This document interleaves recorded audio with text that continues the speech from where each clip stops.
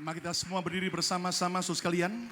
Saya undang kita berdiri bersama-sama. Kita sambut dengan hormat seorang hamba Tuhan yang telah menjadi berkat bagi banyak orang, bagi banyak bangsa, Dr. Kim Soeng Cho, yang sungguh-sungguh diberkati dan dipakai Tuhan. Beri lebih meriah tepuk tangan yang meriah untuk kemuliaan Raja kita.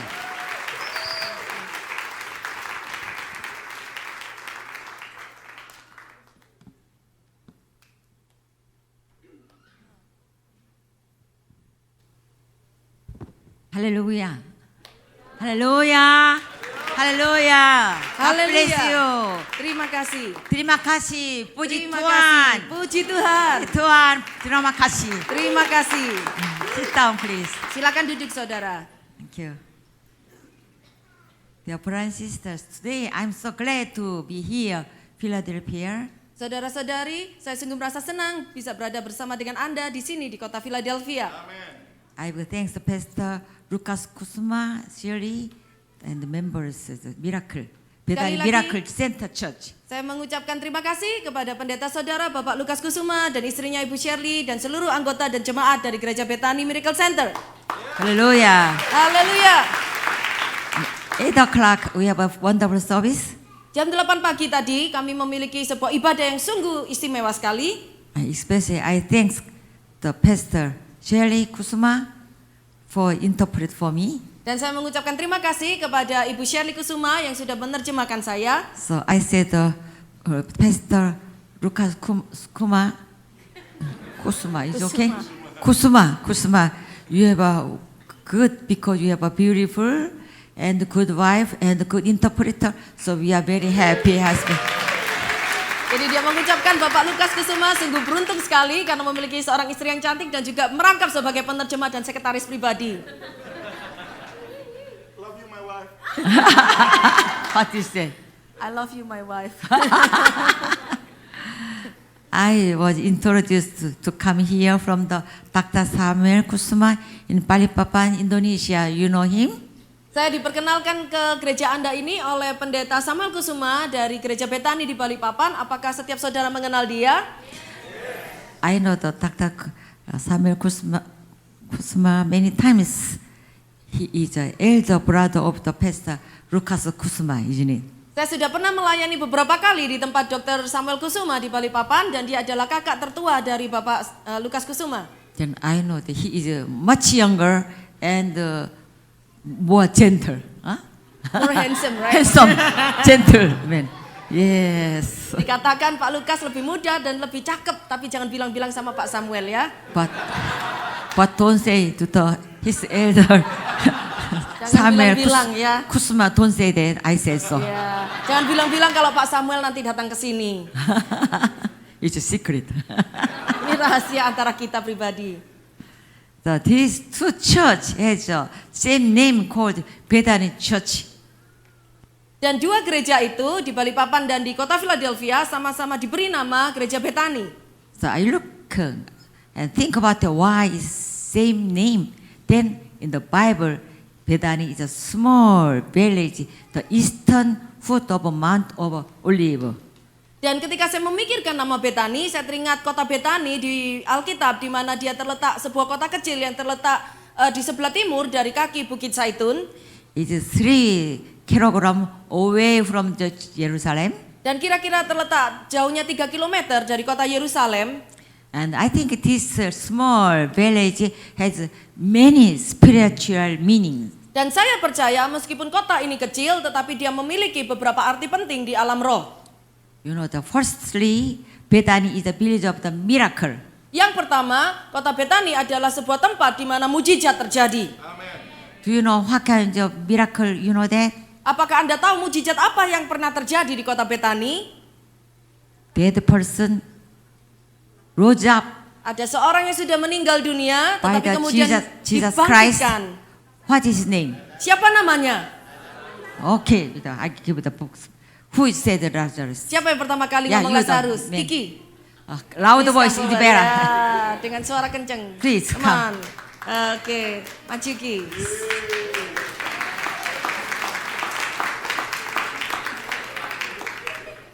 So, what kind of miracle? Do you know that? What kind of miracle? Please say Mujizat. together. Mujizat apa yang pernah dikerjakan di kota Betani? Katakan sekali lagi. Lazarus, rise from the dead. Okay, good. Iya, betul. Membangkitkan Lazarus yang sudah mati. That's the first miracle. Itu adalah mujizat yang terjadi yang pertama. Secondly, Bethany is a village of the dedication. Arti yang kedua dari kota Betani adalah tempat pendedikasian di mana orang-orang menyerahkan hidup kepada Tuhan. Because of during the supper in the Bethany, where the Nazareth lived, one woman brought the elaborate jar of the expensive perfume and broke for the burial of Jesus Christ in future. What is her name? Karena ketika makan malam diadakan, Lazarus sudah dibangkitkan kembali, ada seorang wanita yang mempersembahkan sebuah minyak wangi yang mahal di dalam buli-buli pualam dipecahkan untuk mengurapi Yesus. Anda tahu siapa namanya? Who is going to? Big sound is I can Mari hear that. katakan dengan suara yang keras. Big sound. Yang suara keras dapat buku. Who is bigger? Anybody want come? Okay. Cepetan, yang mau cepetan datang. Okay. Cepat, okay. cepat. Okay. Oke, Ibu Brave Suci. woman can have Ya, that. wanita yang berani, yang maju ke depan itu yang akan dapat buku, saudara-saudara. Third one is a village of blessing for disciple. Yang ketiga, arti kota Betani adalah tempat di mana berkat Tuhan diberikan kepada para murid. Because Jesus who has resurrected, he lift up his hands and blessed his disciple before his ascension at the mountain of the Olive. Karena ketika Yesus sudah dibangkitkan dari kematian, maka dia sebelum naik ke sorga, menghadap kepada Allah Bapa, dia mengangkat kedua tangannya dan memberikan berkat kepada murid-muridnya di atas Bukit Zaitun. We can Bible Luke 24:50. Mari kita baca di dalam Lukas pasal 24 ayat yang ke-50. 1, 2, 3. Lalu Yesus membawa mereka keluar kota sampai dekat Betania. Di situ ia mengangkat tangannya dan memberkati mereka. The Bethany, isn't it? Anda lihat bahwa ternyata Yesus memberkati muridnya di atas kota Betani. Likewise, I hope the Bethany Church would be full of miracles, dedication, and the blessing of God. Karena itu saya berdoa pagi ini bahwa gereja Anda, gereja Betani akan penuh dengan mujizat, penuh dengan dedikasi, dan penuh dengan berkat-berkat dari Tuhan Yesus. Hallelujah. Haleluya. I think God has wonderful things to us. Dan saya percaya Tuhan sudah menyediakan sesuatu yang dahsyat dan luar biasa bagi kita. So we are the Ephesians, let's read together Ephesians 5:15. Di dalam kitab Efesus pasal yang kelima ayat 15 sampai dengan 16. Together.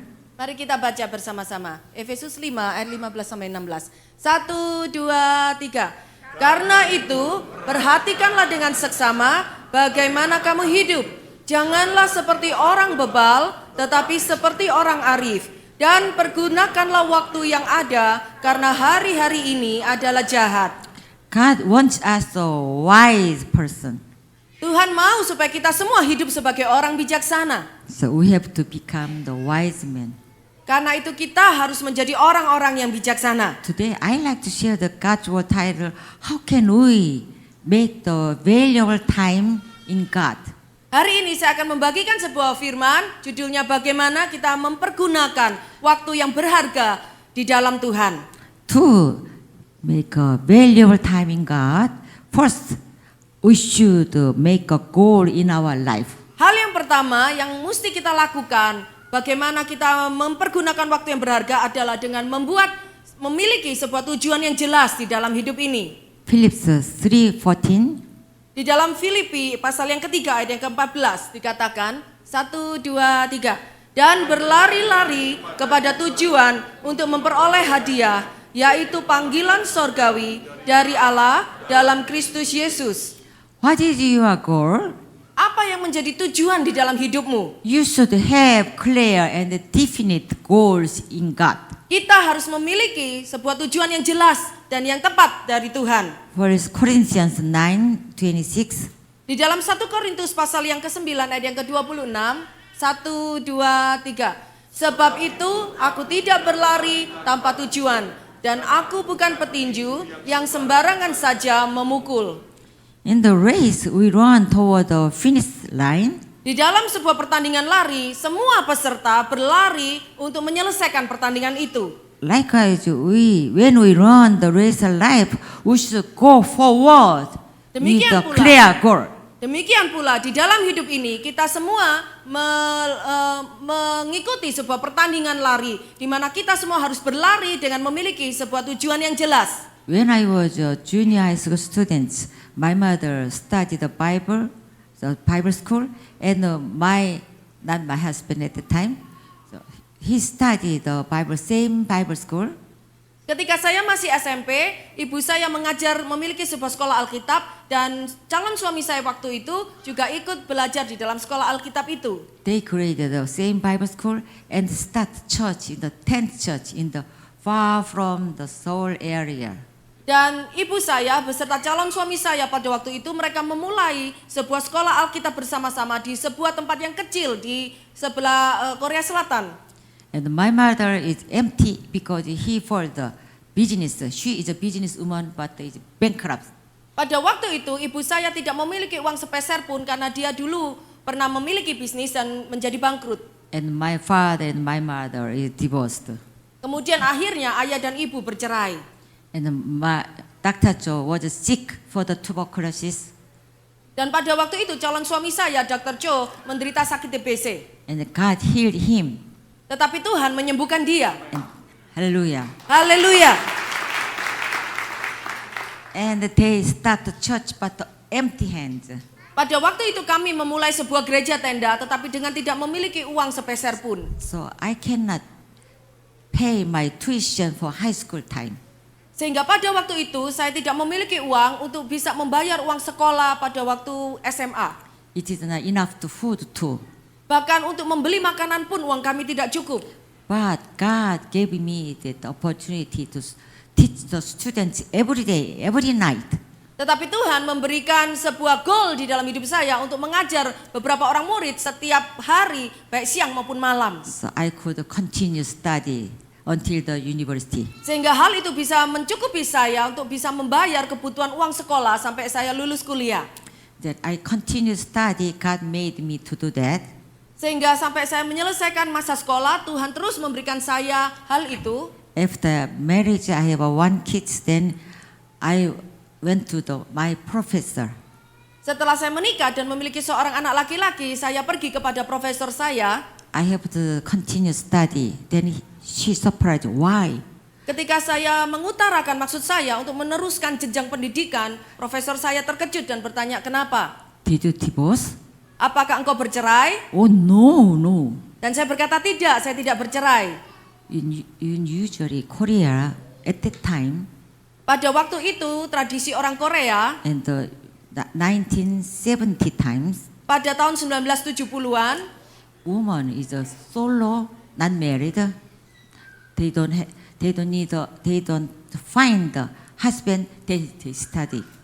pada waktu itu orang-orang yang hanya belajar di sekolah adalah wanita yang masih belum menikah. Or divorce woman, Atau wanita yang sudah bercerai dari suaminya. or widow. Atau seorang janda Then they continue study. yang bisa meneruskan kuliahnya. But I'm not the widow. Tapi pada waktu itu saya bukan I'm seorang not janda. the divorce. Saya tidak bercerai. I have a happy family. Saya memiliki keluarga yang bahagia. She doesn't understand. Dan profesor saya tidak bisa mengerti hal itu. So I said, I wanna develop myself. Dan saya mengatakan kepada dia, saya mau Upgrade. terus I mengembangkan wanna study, continue potensi hidup the saya music.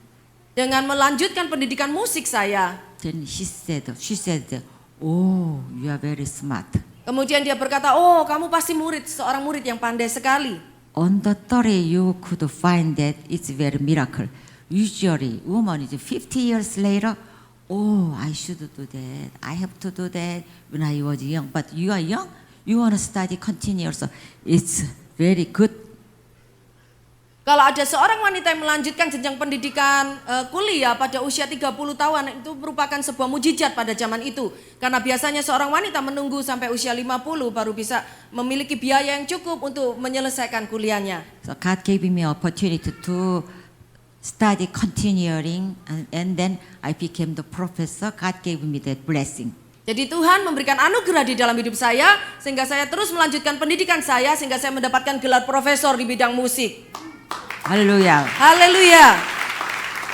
Master degree and the doctor degree, God gave me this one. Kemudian saya terus melanjutkan mendapatkan master degree dan juga doctor degree. Tuhan yang memberikannya. And then several years ago, one of my students asked me that. Dan beberapa tahun kemudian saya ada seorang murid yang menanyakan pertanyaan kepada saya. President Kim, you really like to study, don't you? Dr. Kim, pasti engkau seorang murid yang suka sekali untuk belajar, betul? So I thought, may I can say that truly, or how can I do? Yes, baby. No. Dan jawaban saya sungguh mengejutkan murid itu. Saya berkata, tidak, saya tidak suka belajar. I really don't like to study. Sesungguhnya saya sangat tidak suka sekali untuk belajar. Then the students surprised, wow, you don't like to study? Dan murid saya terkejut, wah Dr. Kim, kamu tidak suka belajar? No, I don't like to study. Tidak, saya tidak suka belajar. When I study, then I'm struggling. Study, stop, study, give up, study. Something like I fighting each other. Karena kalau saya harus belajar, saya ada begitu banyak pergumulan antara belajar, mengurus rumah tangga, mengurus pekerjaan dan sebagainya. I win, then I study. I fall, I lose, then I cannot study. Stop. Kalau dalam pergumulan itu saya menyerah kalah, maka saya tidak bisa belajar. Tapi kalau dalam pergumulan itu saya menang, saya bisa mempunyai waktu untuk belajar. So I don't like to study, then pray, oh God, please give me a strength to study, continue study. I pray like that, God answer prayer, my answer prayer, then I continue to that. Dan karena itu setiap kali saya menghadapi tantangan untuk belajar, saya selalu berdoa, oh Tuhan, beri saya kekuatan untuk belajar, berikan saya waktu yang cukup untuk belajar. Dan setiap saat Tuhan menjawab doa saya, selalu memberikan kekuatan sehingga saya bisa menyelesaikan. Amen. Amin. Hallelujah. Haleluya. When you do something good thing, then you can our body said, oh, you are tired, don't do that. Rest next time. Don't do that good things. Setiap kali kita mau melakukan sesuatu yang baik, bukankah setiap kali tubuh kita berkata, oh enggak usah melakukan itu, kamu sudah kecapean, istirahat saja. Preach the gospel, or evangelize, or pray and read the Bible. Oh, not now, tomorrow. Contohnya, setiap kali Anda mau memberitakan Injil, mau menginjili seseorang, mau baca Alkitab, mau berdoa, selalu tubuh ini berkata, oh enggak usah sekarang, nanti saja. Fighting each other. Di dalam tubuh ini seperti ada sebuah pergumulan yang saling tarik-menarik. To call your friends, please go to the church. Oh, no, not now. Next week I'll call again. Contohnya ketika Anda tergerak untuk menelpon teman Anda untuk mengajak dia ke gereja, kemudian ada suara yang berbisik, oh jangan sekarang, nanti aja, minggu depan aja. And I think I have to say to the Jesus Christ is a Savior, and God bless me the many kinds of blessing. I have to say that, but in my mind, oh, not now, maybe tomorrow.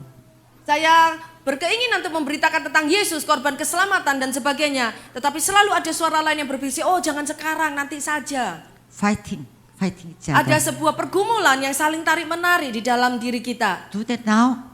No, later. Ada suara yang berkata, ya lakukan sekarang. Ada suara yang menolak, tidak, nanti saja. Go or no, not now. Pergi atau tidak usah pergi, nanti saja. So you pray because you need a prayer, because before the prayer, then by God answer your prayer, then God gave you strength to do that. Kalau engkau mengalami pergumulan seperti yang saya rasakan, maka yang perlu engkau lakukan adalah berdoa. Berdoa minta kekuatan dari Tuhan, sehingga engkau bisa melakukan apa yang terbaik di dalam Tuhan. Amen. Amin. You know, when everyone keeps learning in a race, if you choose to stop the middle, then you will never run, you will never win. Jadi kalau setiap peserta di dalam pertandingan olahraga itu ada salah seorang peserta yang memutuskan untuk berhenti berlari karena capek atau alasan apapun, maka peserta itu akan kehilangan kemenangan yang sudah menanti. When you run, then it's very difficult. It's difficult. And then tired, something like that. I better stop, give up. Misalnya kalau engkau sedang berlari, tiba-tiba di tengah jalan engkau merasa kecapean, engkau sesak napas, dan engkau memutuskan untuk berhenti dari berlari. Then you will lose the race. Maka engkau akan kehilangan upah di dalam pertandingan. But when you race, then it is difficult. It's difficult. Press, and you know that very difficult. Tired, something like that. But I have to do that. I have to do that, and continue. Then you can have a win, and you are never lose. Tetapi sebaliknya, jika di dalam pertandingan, meskipun saudara menghadapi begitu banyak tantangan, capek, letih, dan sebagainya, tapi Anda terus memaksakan dirimu untuk berlari, mencapai tujuan akhir, maka Tuhan akan memberikan kemenangan yang mutlak. Hallelujah. Haleluya. I want to say to you, please continue learning your race, then God will give you the victory. Karena itu saya mau mengatakan kepadamu pagi ini, teruskan larimu di dalam pertandingan itu, selesaikan pertandinganmu, sehingga engkau mencapai kemenangan bersama dengan Tuhan. Amen. Romans 8:28. Roma 8 ayat 28, 1, 2, 3. Kita tahu sekarang bahwa Allah turut bekerja dalam segala sesuatu untuk mendatangkan kebaikan bagi mereka yang mengasihi Dia, yaitu bagi mereka yang terpanggil sesuai dengan rencana Allah. If we have a clear goal from God, even crisis, we will not be shaken in faith. Jika setiap kita memiliki tujuan yang pasti, yang jelas dari Tuhan, bahkan di dalam situasi yang sulit sekalipun, maka iman kita tidak akan pernah bisa tergoncangkan. Please have a clear goal in God. Karena itu kita harus memastikan setiap kita memiliki tujuan yang jelas di dalam Tuhan. Then God will work for the good in all things. Maka kita akan melihat bahwa Tuhan turut bekerja di dalam segala sesuatu untuk mendatangkan kebaikan bagi kita. Amen. Amin. And God lead us into the way of blessing. Sehingga akhirnya Tuhan akan menuntun kita kepada jalannya yang penuh dengan berkat. Brothers and sisters, to make Saudara-saudara, a valuable time in God, untuk menggunakan waktu yang berharga di dalam Tuhan, what is the number one? apa poin yang pertama? We should make a goal in our life. Kita harus memiliki tujuan yang jelas di dalam Tuhan. Repeat. Mari ucapkan bersama-sama, saya harus memiliki tujuan yang jelas dalam hidup ini. Amen. Amin. Second, we should do the best in our life. Poin yang kedua, dikatakan kita harus melakukan yang terbaik di dalam hidup kita. Ecclesiastes 9:10. Let's read together. Pengkhotbah pasal 9 ayat yang ke-10. 1, 2, 3. Segala sesuatu yang dijumpai tanganmu untuk dikerjakan, kerjakanlah itu sekuat tenaga. I like to say about in Korea we have three kinds of precious thing. Saya mau mengatakan sesuatu ini kepada Anda. Di dalam budaya orang Korea ada 3 hal yang sungguh sangat berharga di dalam hidup. Three kinds of gold. Ada Gem. 3 jenis gem. Gem. Gem. Do you know the gem? Ucapkan bersama-sama gem. Do you know gem? Gem. Gold is gem. Gem. So you know the Korean words, then you know the gem, then maybe, oh, how do you know that Korean is gem? Jadi kalau Anda ketemu dengan orang Korea, Anda bilang aja gem. Berarti mereka nanti akan terkejut. Oh, gimana kamu tahu soal kata-kata gem itu? This is gem. Ya, this is gem. Not me. This is gold, gem. I am bugem. Huh? What is amber? Master's wife is bugem. Imitate gem. Huh? Yeah, the same. Ah, okay. Looks like that, huh? Anyway. So, three impressive things is, do you know that what is that? Is we can call the GSN. Jadi 3 hal yang berharga bagi orang Korea ada GSN. Then G is what is that G? G singkatan dari gold atau emas. This is gold. G yang pertama adalah emas. Second one is salt. S yang kedua adalah garam. Number 3, N is a now. Dan N adalah sekarang ini, waktu sekarang. In Korea said 지금. Jadi waktu sekarang itu bahasa Koreanya adalah 지금. Yeah. 지금. 지금. 지금. Sekarang. 금. Gem. 소금. Sogem. 지금. Jigem. 3 금. Bugem. 금. 불금. Bugem is me. This is 불금. Anyway, 금. 야. 금. Anyway, gem, oke? 금 and 소금 Sogem itu adalah garam. and Jigem 지금. itu adalah waktu sekarang. It's, you know that among these one, which one the most important thing is what is that? Dari tiga hal ini, benda apa yang paling terpenting di dalam hidup ini? 지금. Jigem, Now. sekarang. 지금 is very important. Jigem adalah yang terpenting waktu sekarang ini. What you did best past is not important. Karena apa yang sudah kita kerjakan pada masa lalu itu bukan menjadi yang utama pada saat ini. 10 years ago, Misalnya apa yang kita 10 lakukan years 10 ago. tahun lalu. many people said, "Oh, Dr. Kim, I was some kind of good position is 30 years ago. I have a house, many house is 5 hours is 30 years ago, but not now, no house." That's no. Ada seorang yang berkata, Dr. Kim, dulu 30 tahun yang lalu saya punya sebuah rumah yang indah, yang bagus, tapi sekarang sudah tidak punya rumah lagi. 지금 Jigem, sekarang, bilang jigem. is important. 지금 is important. Jigem itu adalah yang terpenting waktu sekarang. Whether you are doing your best, 지금 is important. Jadi apa yang kau lakukan dengan waktumu saat ini, jigem, itu adalah yang terpenting. 지금 is important 지금. for you. Adalah waktu yang sangat penting bagi kita You semua. try your best 지금. Apakah kau sudah melakukan yang terpenting di dalam waktumu yang saat ini? Yes. Ya. First Peter 5:6. Di dalam 1 Petrus pasal yang kelima ayat yang ke-6 dikatakan 1, 2, 3. Karena itu rendahkanlah dirimu di bawah tangan Tuhan yang kuat supaya kamu ditinggikannya pada waktunya. Do your best in everything you do right now 지금. Lakukan apapun yang terbaik segala sesuatu pada saat sekarang ini atau jigem. Good pronounce. Good pronounce. Because I am jigem. Humble yourself and prepare for the future.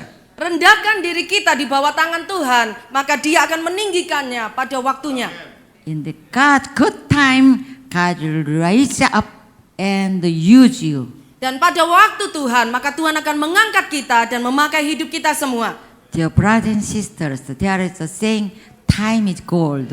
Saudara-saudara, ada sebuah pepatah yang berkata bahwa waktu itu adalah emas. And 지금 is very important for you. Karena itu jigem atau waktu saat ini adalah sesuatu yang sangat-sangat berharga sekali buat kita.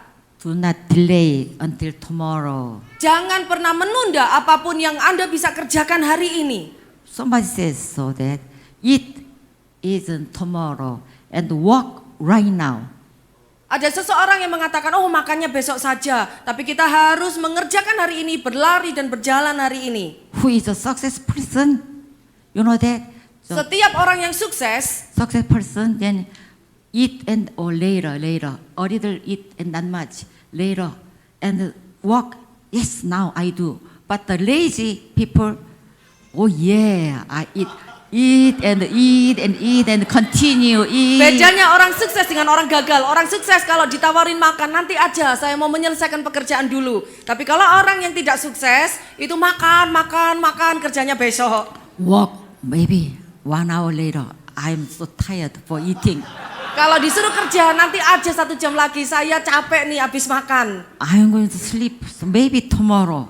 Saya mau tidur dulu habis makan, besok aja kerjanya. Maybe next Mungkin month, bulan depan. next year, something like that. tahun depan saja kerjanya.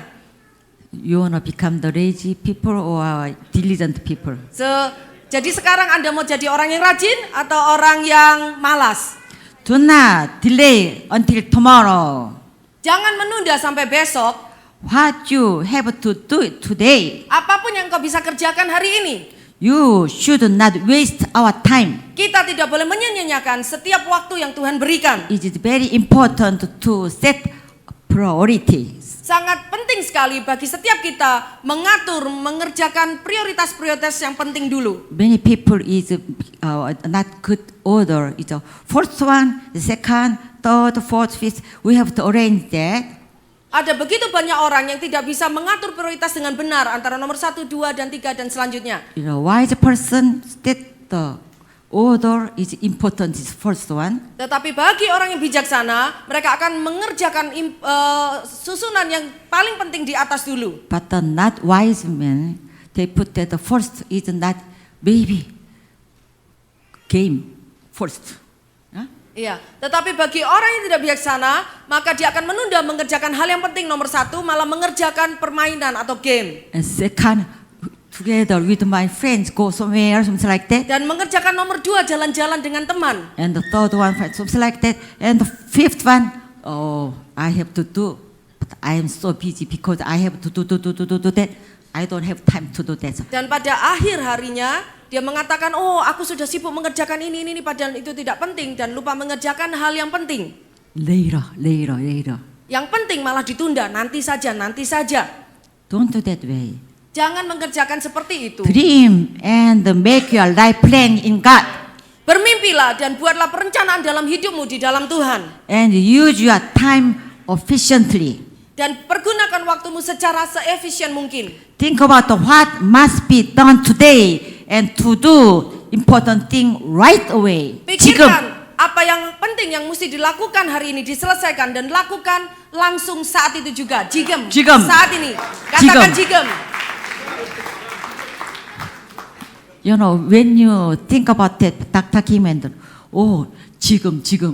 I think it's good for you to memorize that 지금. Jadi penting ya, mulai hari ini belajar satu kata penting Korea, jigem. Jadi kalau Anda ngomong jigem, ingat selalu dengan Dr. Kim. If you remember that, I'm so thankful about that. Jadi kalau Anda bisa ingat, maka saya akan senang sekali. You know, what's the most essential things to achieve your dream? Apakah Anda tahu hal terpenting apa yang mesti dilakukan untuk mencapai impian kita?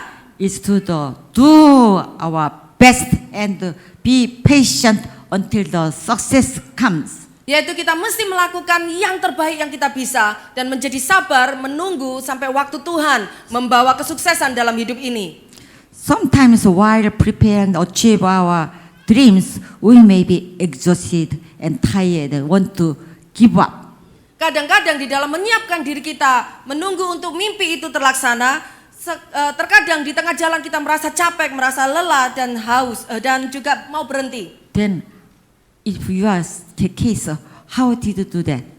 Tetapi kalau saudara berada di dalam masa yang rendah seperti itu, apa yang mesti kita lakukan? For me, I pray, oh God, please give me your strength. Give me, I can do that.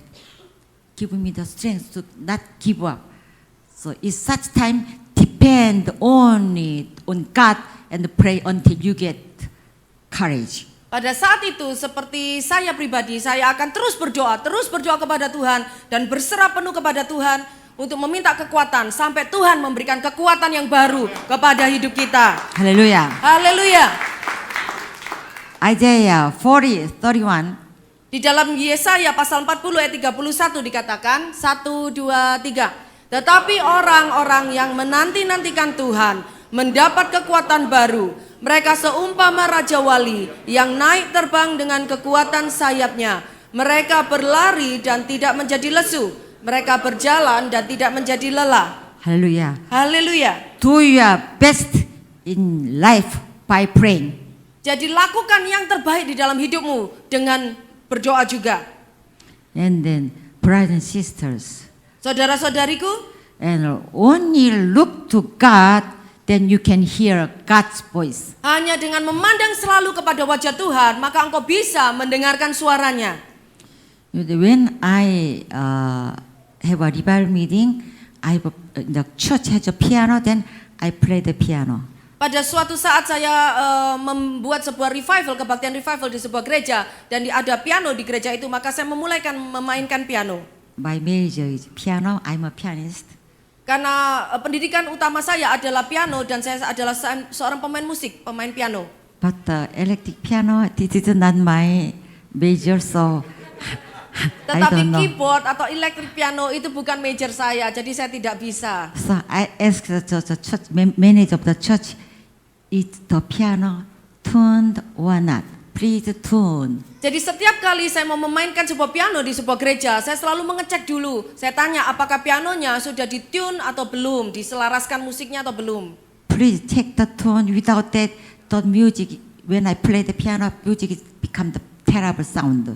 Kalau mereka belum mentune piano itu, maka saya selalu minta untuk diselaraskan dulu irama musiknya. Karena kalau tidak, maka musik yang keluar akan jelek sekali. The tone, piano tone well, then I play the piano. A good sound, a good emotion, and something like that. Kalau piano itu sudah ditune, sudah diselaraskan, maka ketika saya memainkannya akan keluar sebuah alunan musik yang sangat indah, yang sungguh diurapi. Like we tune the instrument, we also need to tune our life.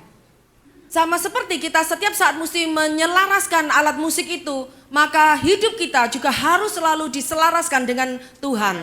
In our life, every day I pray and read the Bible. That is a good tune to God.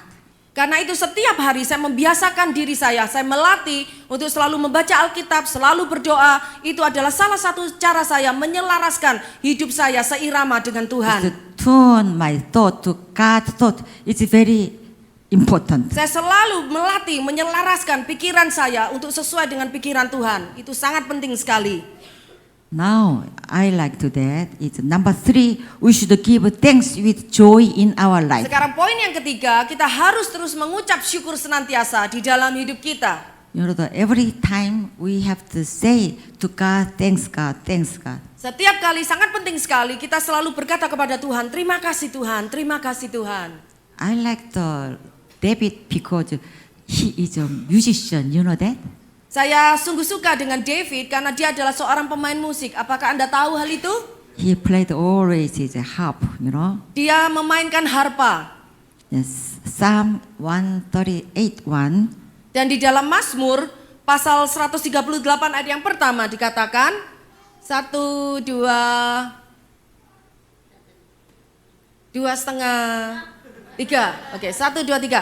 Mengucap syukurlah dalam segala hal, sebab itulah yang dikehendaki Allah di dalam Kristus Yesus bagi kamu. The Psalm is 131:8. I will praise you, O Lord, with all my heart. Before the gods, I will sing your praise. Di dalam bahasa Inggrisnya, Mazmur 138 ayat 1 dikatakan, aku akan memujimu Tuhan dengan segenap hatiku, bahkan di hadapan ilah-ilah, aku akan menyanyikan pujian bagimu. In the Bible, do you know who gave thanks and praise the most? Di dalam Alkitab, apakah Anda tahu seorang tokoh siapa yang selalu memberikan pujian kepada Tuhan? It's David. In David, Itu adalah Raja in Daud. the every circumstance, whether in joy and trouble, Di dalam segala situasi dalam hidupnya, baik dalam keadaan suka maupun duka. David is a very difficult time Bahkan di dalam waktu-waktu yang sangat sulit di dalam hidup Daud. because Saul is a wife's father. Saul, you know that he tried to kill him many times. Karena Raja Saul, mertua Daud, berusaha berulang-ulang kali di dalam berbagai kesempatan berusaha membunuh Daud. But David always thinks Tetapi Daud selalu mengucap syukur kepada Tuhan. that he enjoyed play the harp and praise God. Dia selalu menikmati memainkan harpanya dan memuji Tuhan. In the 1 Samuel 16:23, Di dalam 1 Samuel pasal yang ke-16 ayat 23 dikatakan 1, 2, 3. Dan setiap kali apabila roh yang daripada Allah itu hinggap pada Saul, maka Daud mengambil kecapi dan memainkannya. Saul merasa lega dan nyaman, dan roh yang jahat itu undur daripadanya. you know, you sing song, the praise God is very important. Engkau tahu ketika engkau mulai menyanyikan kata-kata bait di dalam kitab Mazmur itu, maka itu akan menjadi sesuatu yang penting di dalam hidupmu. by the praising God, the evil spirit go out. Karena ketika kita mulai menaikkan pujian bagi Tuhan, maka roh jahat itu akan pergi dari hidup kita. And you are very sad. And when you sing, then become very happy because the sad, the bad, evil spirit go away. Karena ketika kita merasa tertekan dan sedih, itu bukan dari Tuhan. Ketika kita mulai menyanyikan pujian bagi Tuhan, maka roh Tuhan akan masuk dan roh jahat akan keluar. So when you come to church and sing song and clap, and this is very good for. Jadi ketika engkau datang ke gereja, ketika diajak untuk menyanyi, mari menyanyi dengan bertepuk tangan, dengan bersemangat. When King Saul suffered from the evil spirit, Ketika Raja Saul dihinggapi oleh roh jahat dalam hidupnya, Saul is a headache, like this. mungkin I'm Raja sick, Saul this mulai way, merasa any sakit place. kepala, sakit di anggota badannya dan sebagainya. Saul suffered many things. Raja Saul menderita berbagai banyak hal. And then David played his song. Kemudian mulai datang Daud, mulai memainkan harpanya. Praise God. Dia mulai memuji-muji Tuhan Sing song together with the music. dan menyanyikan sebuah lagu pujian dengan harpanya. And gave thanks to God. Kemudian Daud mulai mengucap syukur kepada Tuhan. And the evil spirit that torment King Saul left. Maka roh jahat yang mengganggu Raja Saul itu mulai undur dan pergi dari hidupnya. So when you visit your church members' house, then sing song is very good. Jadi ketika engkau berkunjung kepada salah seorang rumah anggota gereja ini, sangat penting sekali engkau menyanyikan lagu pujian. Then the house, there's after sing song, many evil spirit go out. Sehingga ketika kita menyanyikan lagu pujian di dalam rumah, maka rumah yang ada roh jahatnya akan pergi meninggalkan rumah itu. Amen. Amin. Likewise, when we joyfully praise with thanksgiving, the devil will leave. Maka itu kita sungguh percaya ketika kita mulai menyanyikan pujian kepada Tuhan, maka roh jahat itu akan undur dari hidup kita. All the complaint, grievousness, angers, and fear will disappear. Maka semua rasa marah, semua rasa kecewa dan rasa kesal akan hilang dari hidup kita. Is there anyone who is with worry or anxiety? Apakah ada di sini yang datang dengan memiliki kekhawatiran maupun rasa takut? Anyone who is suffer from the insomnia, loneliness, and depression? Atau adakah orang yang datang dengan menderita sakit tidak bisa tidur, ataupun kesepian, ataupun depresi? You know that usually lonely people say that, oh, I'm lonely, nobody loves me, nobody take care of me, and I am alone. Usually loneliness people like that. Mungkin ada orang yang berkata, oh hidupku ini kesepian, aku tidak memiliki siapa-siapa yang mengasihi aku tidak punya siapa-siapa. Itu adalah tanda orang yang kesepian. Then we have to know that.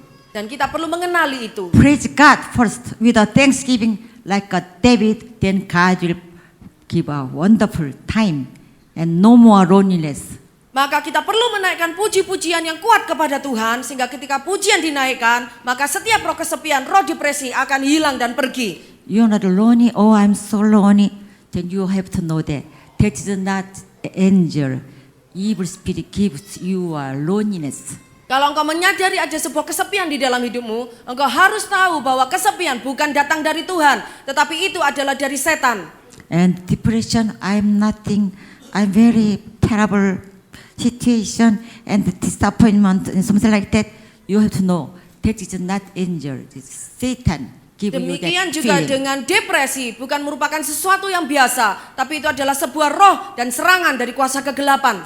You know the usually Satan is black and like that. That is Apakah engkau baby. pikir bahwa setan itu datang hitam? Yeah. Kayak gitu. That is Satan. Apakah itu yang dinamakan setan? No way. Tidak seperti itu. You know, here is you are very lonely person, isn't it? Nobody loves you. Something like that. That is Satan. Tetapi setan bisa datang di dalam bentuk sebuah suara bisikan di telingamu atau di dalam hati. Oh, engkau kesepian, kau tidak punya siapa-siapa. Complain, continually. Atau setan membujuk saudara untuk terus mengeluh, This is terrible for you, isn't it? Something like that. Dan setan mulai menunjukkan hal-hal yang buruk dalam hidupmu. Engkau harus mengeluh tentang ini, mengeluh tentang itu. Not big sound, small, soft murmuring and whisper. Sama seperti yang dirasakan oleh Saul, ada sebuah suara bisikan yang kecil yang berbisik lembut. You should know that Engkau harus kenali itu. Satan wants to make you the bad way. Karena setan selalu menghendaki yang jelek terjadi dalam hidupmu. You have to watch out yourself.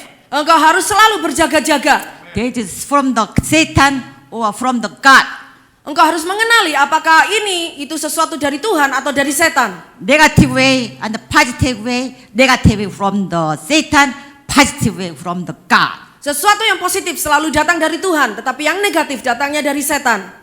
You have to lay hand on your heart and pray and follow the God's way. Kalau itu sebuah serangan, engkau bisa menumpangkan tanganmu atas hatimu sendiri dan usir setan itu sehingga engkau berjalan mengikuti kehendak Tuhan. Hallelujah. Haleluya. Praise God. Your thanksgiving like David. Jadi mulai hari ini terus lakukan pujian penyembahan kepada Tuhan, ucapan syukur seperti yang Daud lakukan. Life difficult and trials come to everyone. Saya tahu bahwa setiap tantangan kesulitan hidup selalu akan ada di dalam setiap hidup seseorang. You know, I can many asking question to the people and do you have any trouble? Raise your hand. Nobody raise your hand. Kalau saya tanya siapa yang punya kesulitan, angkat tangan, tidak ada seorang pun yang angkat tangan. I preach the gospel to the students in the chapel times. Do you have a problem? Saya pernah berkhotbah di depan para murid, saya bertanya, apakah engkau punya kesulitan? No problem, raise hand. Even the student, they don't raise hand. I have no problem. No student like that. Bahkan untuk seorang murid pun tidak ada yang pernah mengaku saya tidak punya problem apapun. Because that everybody has a problem. Everybody has difficulties, trials. Karena saya percaya setiap orang pasti memiliki kesulitan dan masalah yang dihadapinya. You know, in my case, Dr. Kim, he's a president in the Hansen University, and the 3 kids, a son, and a wonderful husband. Maybe he has no trouble. Mungkin engkau berpikir, wah kalau Dr. Kim pasti nggak punya persoalan, pasti bebas, free dari persoalan. Karena dia orang kaya, presiden dari Hansen University, punya suami yang kaya. One of the women, is the deaconess, came to my house, and he says, Joe, you are happy, you have no problem. Ada seorang wanita pernah datang ke rumah saya dan dia berkata, oh Mrs. Choi, kamu pasti nggak punya masalah sama sekali, kamu seorang yang bahagia. You really live in the heaven, isn't it? Apakah engkau hidup di sorga, betul? Heaven. Sorga. How can I say that? Bagaimana saya bisa mengatakannya? I cannot say, no, I have this problem. Can I say, oh yes, by God's blessing, I live in the heaven. Terus saya katakan, ya saya punya persoalan ini, persoalan itu, persoalan yang lainnya. Tapi oleh karena kasih karunia Tuhan, saya terus hidup di dalam sorga. In my mind is, no. But, yeah, by God's blessing, God wants to give you a blessing. Meskipun saya tahu saya menghadapi Heaven. persoalan, tapi dengan anugerah Tuhan, saya mampu menghadapinya dan berkemenangan atas semua persoalan itu.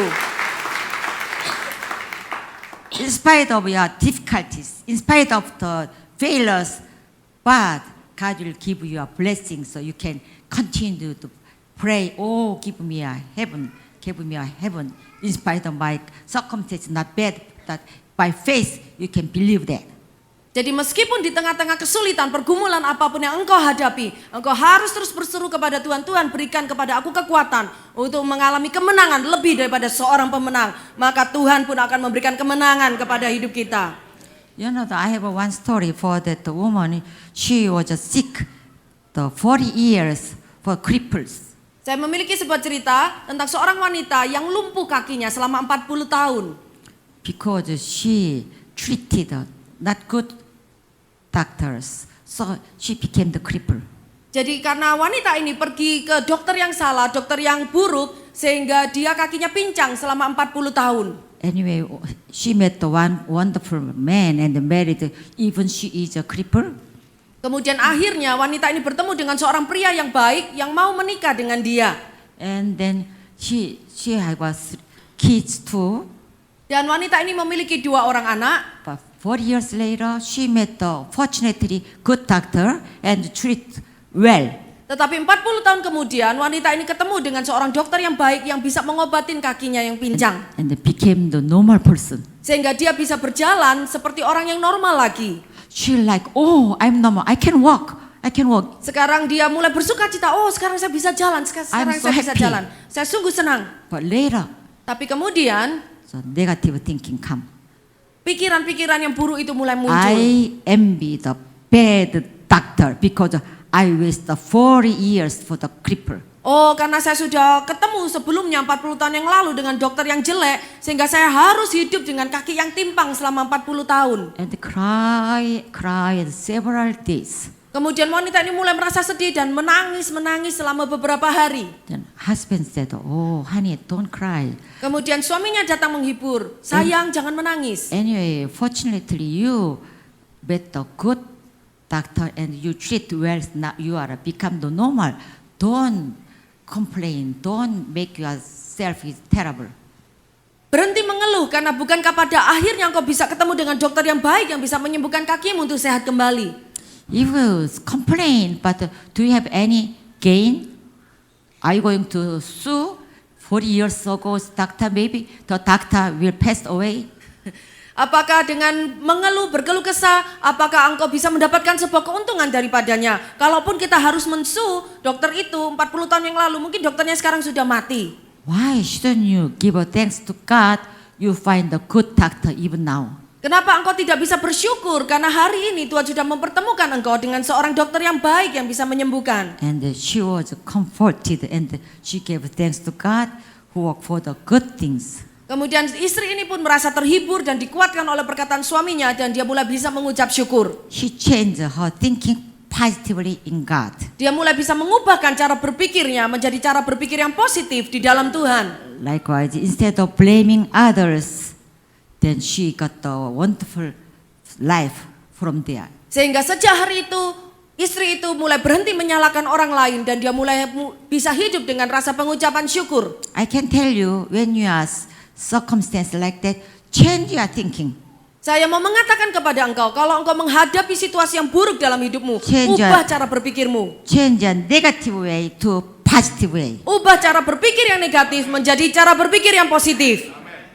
You thought you are become the negative person, you will be unhappy person. Ubah pribadimu dari orang yang selalu berpikir negatif menjadi orang yang selalu berpikir positif. Same situation, but what did you think about the positive way and negative way?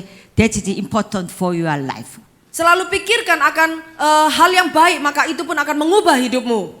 You may think about the positive way, then your life is become the positive way. But you think it's a negative way, then still going down in negative way. Kalau engkau selalu hidup di dalam masa lalu, selalu memikirkan apa yang sudah terjadi dan berpikir selalu negatif dan buruk, maka hidupmu akan terus turun dan turun. It's not easy to that the circumstance make you the positive way. Memang tidak mudah untuk menghadapi hidup yang penuh dengan tantangan dengan pikiran yang But positif. we Christian, we Tetapi- should pray to God. Kita adalah orang Kristen, kita harus senantiasa berdoa kepada Tuhan Yesus. Even though this situation, but God will give you a wonderful things happen in future. Bahkan dalam saat yang buruk sekalipun, saya percaya Tuhan bisa mengubahkan menjadi yang positif, memberikan hal yang terbaik di kemudian hari. Haleluya. Haleluya. Then I hope you can have a wonderful thinking for God, and God will provide the good things. Then God will give you a blessing and the blessing in the. Dan saya berdoa, maka Tuhan akan mulai mengubahkan cara berpikirmu sehingga engkau selalu berpikir positif, sehingga engkau akan mengalami mujizat dan pertolongan Tuhan tepat pada waktunya. I hope you turn our hardship into blessings by thanksgiving. Penuhi hati kita dan pikiran kita dengan selalu rasa ucapan syukur kepada Tuhan. By making the trouble from the trouble to the good things in God. Dengan selalu menyerahkan masalah itu ke dalam tangan Tuhan. Live better than today than yesterday, better today, tomorrow than today. Kita harus punya prinsip bahwa hari ini adalah lebih baik daripada hari kemarin. Tetapi hari besok adalah lebih baik daripada hari ini. Hallelujah. Haleluya. Have a victory in Jesus' name. Mari kita miliki kemenangan di dalam nama Yesus. So I'm going to pray for you. Saya akan berdoa bersama dengan At this Anda. time, I'd like to pray with you. Pray with yourself, your family, your church, Saya akan berdoa untuk dirimu, untuk keluargamu, your society, or Untuk your job. gerejamu, untuk pekerjaanmu, bahkan untuk kota ini. Your problems will be solved by Saya percaya your prayers. bahwa setiap masalah kita akan diselesaikan jika kita berdoa. Through your prayer, your circumstances will be changed for a life full of hope. Melalui kehidupan doa, maka situasi kita akan diubahkan menjadi hari yang penuh dengan pengharapan. Hallelujah. Haleluya. Dear brothers and sisters, Saudara-saudara, close your eyes and raise your hands. mari kita tutup Focus mata. the Holy Saya undang Spirit untuk bangkit not berdiri on semua. this world. Tutup mata, angkat tanganmu. And we can sing together, oh hallelujah. Dan kita nyanyikan bersama-sama lagu Haleluya.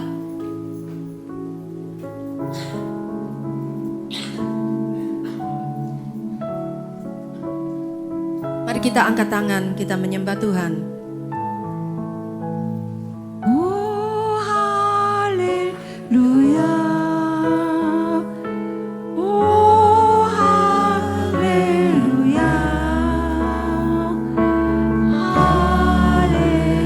Hallelujah. Hallelujah. Oh hallelujah. Oh hallelujah.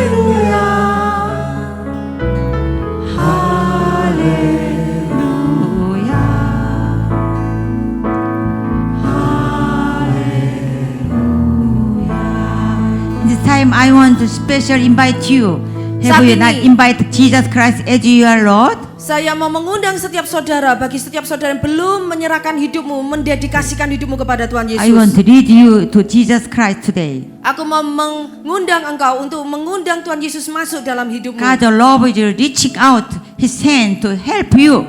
Karena Tuhan sedang mengulurkan tangannya dari sorga untuk menolong saudara. Now you just hold your hand of invitation. Yang perlu kita lakukan hanya terima saja undangan tangan If dari your Tuhan hand itu. decide to accept Jesus Christ as the Lord of your life, Jika engkau hari ini memutuskan untuk menerima Yesus Kristus sebagai Tuhan dalam and hidupmu, please mari hold your saya lihat, hands. saya lihat angkat tangan.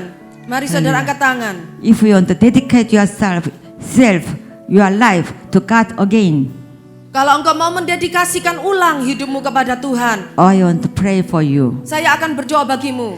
By the might of power of God will protect and take care of you. Dengan kuasa dari Tuhan yang sungguh ajaib akan melindungi hidupmu. You can follow me that. Mari ikuti doa ini bersama-sama. God of love, Tuhan yang penuh kasih, I am a sinner. aku adalah pendosa yang keras. I believe that Aku percaya Jesus has solved all my sins on the cross. Yesus sudah membayar dosaku di atas kayu salib. I believe that Jesus is a resurrected Christ. Saya percaya Yesus sudah bangkit. In this time, I open my heart Saat ini aku buka hatiku. and I accept Jesus Christ as my Savior. Dan aku terima Yesus sebagai juru selamat. Please come into my heart Masuk dalam hidupku. and become my Lord and lead me. Jadilah Tuhan dan tuntunku. God, oh, we have become the children of God. Tuhan, kami menjadi anak-anak-Mu. God is my Father. Thank you. Engkau adalah Bapa kami. Terima kasih. Help live with a blessing as a child of life. Tolong kami hidup dengan berkat. In pray Jesus, I pray. Amen. Di dalam nama Yesus kami berdoa. Amin. Amen. Amen.